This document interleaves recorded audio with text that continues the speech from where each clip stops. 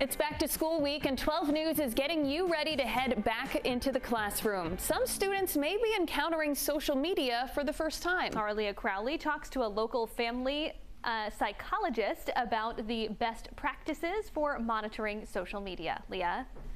Instagram, Snapchat, and TikTok. 15 years ago, these apps weren't something parents had to be concerned about because they didn't even exist. The rapidly changing world of technology can be daunting, but there are tips you can follow to help your family navigate the world of social media. Recently, I made this boot. When Evelyn Miles uses social media, she's looking for her next project.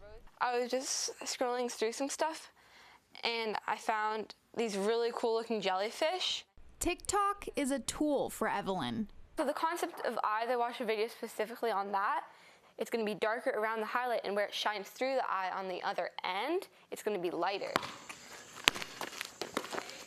Her older brother Eric is a three-sport athlete, making sure he's not spending too much time on his phone by monitoring his screen time.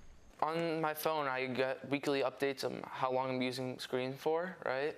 I realized that, oh, this is way too high. The rising 8th grader and high school sophomore weren't allowed to get social media until they turned 13. You hear these things on the news or about how it affects teens, and so I was a little bit nervous. So what I did was I really held off on when they could utilize it. Jacqueline Nisi is a clinical psychologist and an assistant professor at Brown University. She says keeping kids off social media until they are at least 13 is a good idea. Some of these technologies, many of them are really built to make it so that we have a hard time putting them down. Kids can't necessarily regulate that on their own. Nisi says the boundaries can vary and should depend on the child. For example, establishing places in the house or times of day when it is okay to use social media. Another tip: what parents can do is really think about their own tech habits as well. We know that the way we use our tech has a big influence on how kids use tech. Evelyn also has some advice.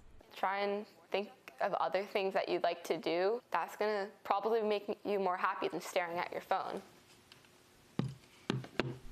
We have more expert advice on how to talk to your kids about social media right now on WPRI.com.